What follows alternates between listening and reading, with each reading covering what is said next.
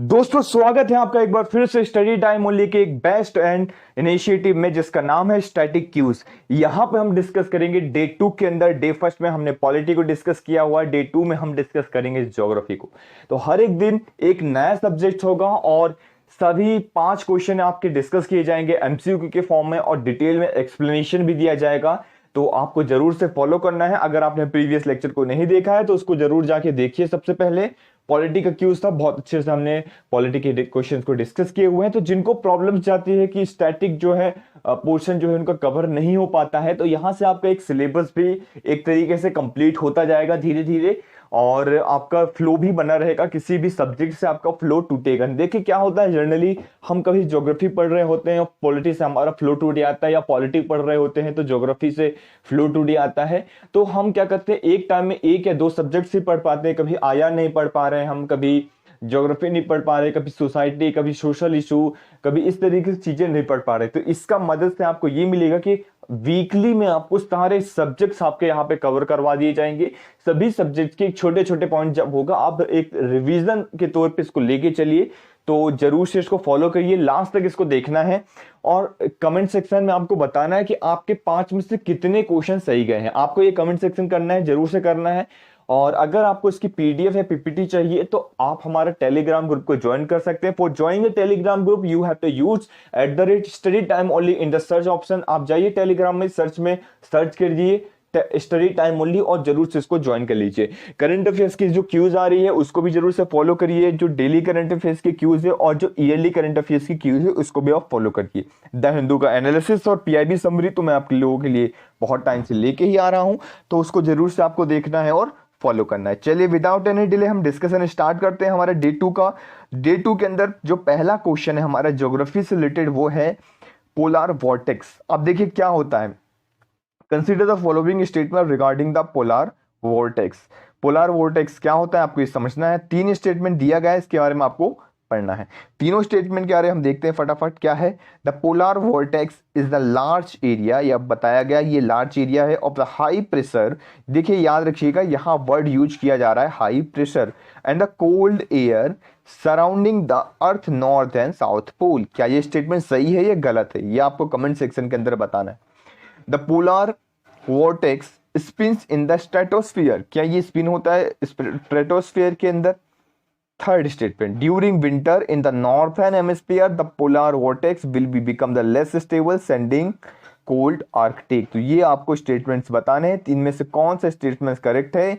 Option A 1 and 2, option B 2 and 3, option C 1 and 3 and option D 1, 2 and 3, and the answer is B, that means 2 and 3 statement is the correct statement and not the first statement। देखिए यहाँ पे जो बताया गया है कि जो high pressure है ये हाई प्रेशर नहीं है, जबकि हाई की जगह क्या है, लो प्रेशर है। क्लियर हो गया पॉइंट, ये क्या है, लो प्रेशर है। आपको पॉज कर लेना है, फिर आंसर देना है, इसके बाद आप सॉल्यूशन को देखेंगे। Polar vortex is the large area of low pressure and cold air surrounding the Earth north and south pole। एक एग्जांपल देता हूं आपको, मैं समझाता हूं यहाँ पे। जैसे सपोज ये हमारा अर्थ हो गया, तो ये हो गया हमारा नॉर्थ पोल, ये हो गया हमारा साउथ पोल। सपोज ये हो गया नॉर्थ, ये हो गया साउथ। तो ये जो है सपोज यहाँ से अर्थ से थोड़ा सा ऊपर स्ट्रेटोस्फियर के टाइम पास पे ये जो एरिया होता है, ये जो एरिया होता है हम इसे पोलार वॉर्टेक्स कहते हैं। याद रखिएगा, पोलार वर्टेक्स मत भूलिएगा, वॉर्टेक्स है ये। लार्ज एरिया एक बहुत बड़ा एरिया होता है, लो जहां पे प्रेशर रहता है, कोल्ड एरिया सराउंडिंग रहती है, तो इसे हम कहते हैं। The terms vortex refers to the counter clockwise flow of air that help to keep the colder air close to poles. तो ये काउंटर क्लॉकवाइज तरीके से गोल गोल घूमता रहता है एयर से यहाँ पे, तो जिसकी वजह से यहाँ पे ठंडी जो है बना रहता है, एक ठंड का माहौल बना रहता है। तो अब ये देखिए, जनरली अगर मैं बात करता हूं, जो लेयर है atmosphere 10 to 48 kilometre above the ground and above the troposphere.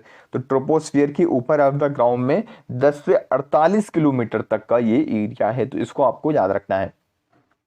Often during the winter in the northern hemisphere, the polar vortex will become less stable and expand, sending cold Arctic air southward over the United States। तो ये आपको याद रखना है। Clear हो गया point, आगे चलते हैं। नेक्स्ट क्वेश्चन हमारा है, consider the following statement, these are the most wide spread forest in India. इसमें से बताना है कि ये किस फॉरेस्ट की बात मैं कर रहा हूं, आपको कमेंट सेक्शन के अंदर बताना है। These are the most wide spread forest in India, India के अंदर सबसे ज्यादा फॉरेस्ट यही देखने को मिलता है। They spread over the region of the less receive rainfall 70 to 200 centimetre, जहां पे रिसीव रेनफॉल जो होती है बिटवीन 70 to 200 सेंटीमीटर होती, वहां ये फॉरेस्ट है। आपको बताना है कौन सा फॉरेस्ट है। These forest are found in the north eastern state. तो नॉर्थ ईस्टर्न स्टेट में कौन सा फॉरेस्ट है हमने डिस्कस किया हुआ है, जो हमारा क्रैश कोर्स चला था हमारा 100 डेज का, तो वहां पे हमने इन्वायरमेंट के अंदर चीजों को डिस्कस किया था। Stored along the foot hills of Himalaya, ये आपको बताना है। The above statement are related to, इनमें से कौन सा स्टेटमेंट जो है इसमें से रिलेटेड है, कौन सा फॉरेस्ट है, क्या वो सेमी एवरग्रीन फॉरेस्ट है, या ट्रॉपिकल डिसीडियस फॉरेस्ट है, या ट्रॉपिकल थ्रोन फॉरेस्ट है, या माउंटेन फॉरेस्ट है। तो यस, आपको पॉज कीजिए, कमेंट सेक्शन के अंदर आंसर लिखिए और मैं आपको अब आंसर बताता हूं। तो answer is tropical deciduous forest. तो B answer is the correct answer, tropical deciduous forest है। अब आपको समझना है यहाँ पे कि ट्रॉपिकल डिसीडियस फॉरेस्ट के बारे में थोड़ा सा इंफॉर्मेशन जो इंपॉर्टेंट है। These are the most wide spread forest, हमने देख लिया सबसे ज्यादा वाइड स्प्रेड है, मॉनसून फॉरेस्ट भी इसे कहा जाता है, इसका दूसरा नाम एक तरीके से मॉनसून फॉरेस्ट है, तो इसको भी आप फटाफट रख लीजिए। रेनफॉल 70 to 200 सेंटीमीटर होता है। जनरली ये दो पार्ट्स में इस तरीके से डिवाइड होता है, जहां हम ड्राई डिसीडियस फॉरेस्ट कहते हैं और एक मोस्ट डिसीडियस फॉरेस्ट कहते हैं। तो आप लोगों को ये भी पता होना चाहिए, जो मॉइस्ट होता है वहां पे जनरली 100 to 200 सेंटीमीटर जो रेनफॉल होती है उसको हम कहते हैं मॉइस्ट डिसीडियस फॉरेस्ट। तो ये डिसीडियस फॉरेस्ट का ही एक टाइप है।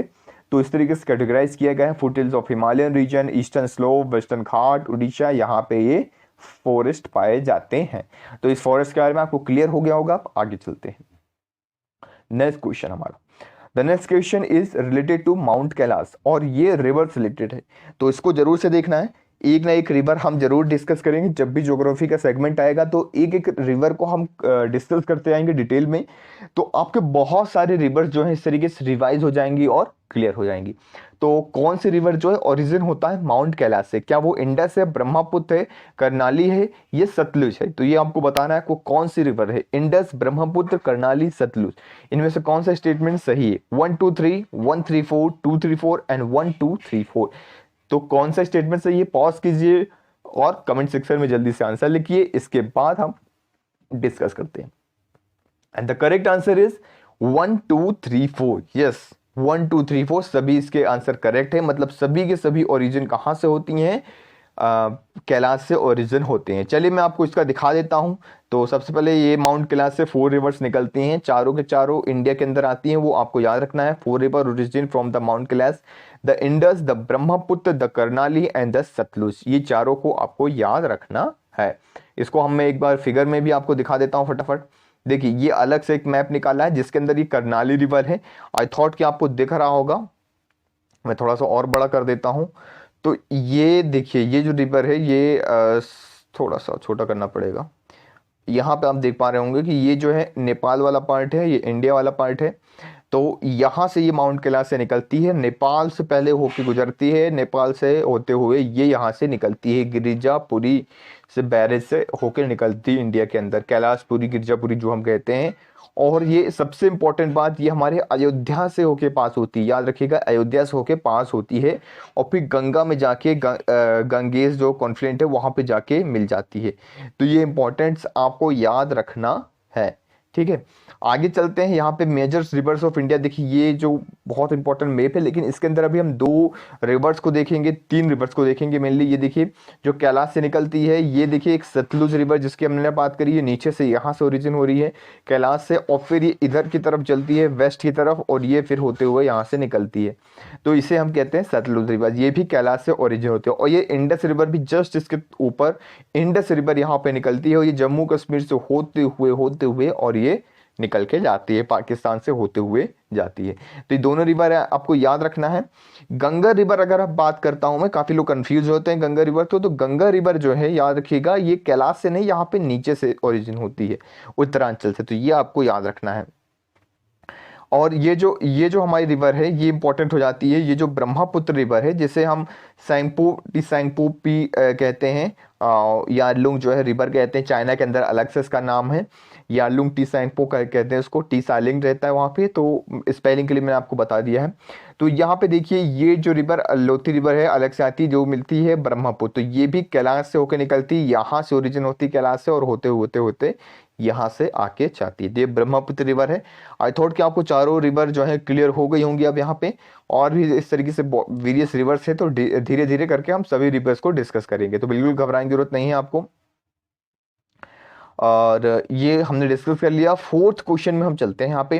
Consider the following statement during the day time the intensity of tides. देखिए अब बात हो रही टाइड्स की। Is the always uniform along the coast line. आपको मैं पहले बता देता हूँ टाइड्स क्या होता है, नहीं पहले आप स्टेटमेंट्स देख लीजिए फिर मैं बताता हूँ। The position of both sun and the moon in relation to the earth has direct bearing on the tide height, ये बताना है। Neap tide occur when the sun and the moon earth are in straight line, क्या ये नीप Tide की condition है, ये आपको बताना है। कौन सा स्टेटमेंट इसमें से गलत है ये आपको बताना है, याद रखिएगा गलत स्टेटमेंट बताना है। तो answer is the C, that mean 1 and 3 statement is the wrong, और सेकंड स्टेटमेंट सिर्फ हमारा सही है। That means the position of the both sun and the moon in relation to earth has a direct bearing on the tide height. तो tide heights पे कौन depend करता है, सन और अर्थ की पोजिशन डिपेंड्स करती है। जैसे कि अब मैं यहाँ पे आपको टाइड समझाता हूँ कि ये अर्थ हो गया, और जनरली क्या होता है हाई टाइड्स और लो टाइड्स होती है। जनरली दो टाइप्स की टाइड्स होती है, एक हाई और लो। आप देखते होंगे टाइड्स किसकी वजह से होती है, तो ग्रेविटेशनल इंटेंसिटी की वजह से होती है, ग्रेविटेशनल फोर्स की वजह से होती है। सन और मून के ग्रेविटेशनल फोर्स की वजह से क्या होता है, जो पानी होता है उसका उछाल देखने को मिलता है, बहुत तेजी से आगे जाता है और पीछे आता है, तो उसे ही हम टाइड्स कहते हैं। तो वो हो जाता है टाइड जब सन और मून दोनों क्या होते हैं, एक स्ट्रेट लाइन में होते हैं। The sun and the moon and the earth are in a straight line, the height of the tide will be higher. तो टाइड्स की जो हाइट रहती है वो क्या रहती है, बहुत हाई रहती है। जब तीनों जो रहते हैं कि स्ट्रेट, सपोज ये अर्थ हो गया, ये सन हो, ये मून हो गया, और ये सन हो गया, तो ये सन हो गया, ये मून हो गया, ये और ये अर्थ हो गया। तो यहाँ पे टाइड की हाइट ज़्यादा होती है क्योंकि दोनों ग्रेविटेशन फोर्स है, तो इसलिए हायर टाइड कहते हैं। These are called the spring tides. इन्हें हम नाइप टाइड नहीं कहते हैं, स्प्रिंग टाइड्स कहते हैं। ये आपको याद रखना होगा। निप टाइड्स क्या होती हैं, नीप टाइड्स आपको समझना है क्या होती हैं। There are several days interval between the spring tides and neap tides के बीच में एक इंटरवल चलता है, इंटरवल बेसिस में ये टाइड्स इस तरीके से चलती हैं। At this time the sun and the moon are at the right angle. अगर ये सन हो गया है, ये मून हो गया है और ये अर्थ हो गया, तो ये राइट एंगल ट्रायंगल बनाएंगे, तब उसे हम क्या कहेंगे, नीप टाइड। NEAP, नीप आपको समझना है, राइट एंगल ट्रायंगल जब सन और मून बनाएंगे अर्थ से, तो उसे हम कहेंगे नीप टाइड। क्लियर हो गया पॉइंट। चलिए आगे चलते हैं। टाइड्स करंट्स आर, इसमें से कौन से स्टेटमेंट्स करेक्ट है ये आपको बताना है। टाइड्स करंट्स क्या होते हैं, tides which are channel between the island bays and estuaries, क्या उसे हम टाइड्स करंट कहते हैं। या फिर combination of tides and ocean currents moving together, क्या कॉम्बिनेशन ऑफ टाइड्स और ओशन करंट दोनों एक साथ जब चलते हैं उसे हम टाइड्स करंट्स कहते हैं। या फिर C option, deep water ocean current associated with neap tides, जब नीप टाइड्स के साथ डीप वाटर ओशन करंट चलता है, एसोसिएट होता है, क्या उसे हम टाइड करंट्स कहते हैं। या फिर डी नंबर का answer question statement, strong tide which have high potential to extract tidal energy, तो उसे हम टाइड्स करंट कहते हैं। तो statement first is the correct answer. Tides which are channel between the island bays and estuaries, उसे हम tides current कहते हैं। देखिए टाइडल करंट्स जो estuaries are the tides which are channel between, जो आइसलैंड्स के पास जो चलता है उसे टाइडल करंट्स कहा जाता है। बीज हो गई, एस्चुरीज हो गई, तो उन्हें क्या कहा जाता है, टाइडल करंट्स। तो tidal currents has a significance in the power generation, इनका सिग्निफिकेंस है पावर जनरेशन के अंदर। आई थॉट कि आपको क्लियर हो गए होंगे सारे पॉइंट्स हमने डिटेल में डिस्कशन किए हुए हैं। सो कैसा रहा लेक्चर आपको, आज आपको कमेंट सेक्शन के अंदर जरूर से जरूर बताना है। और लेक्चर अगर आप चैनल में नए हैं तो चैनल को सब्सक्राइब कर लीजिए, PDF PPT के लिए टेलीग्राम ग्रुप को ज्वाइन कर लीजिए, और फटाफट लेक्चर को शेयर कर दीजिए, लाइक कर दीजिए और कमेंट मार दीजिए। फटाफट अपना स्कोर बताइए, कितना स्कोर आया है आपका, और बस पार्टिसिपेट करते रहिए। So thank you very much for the discussion.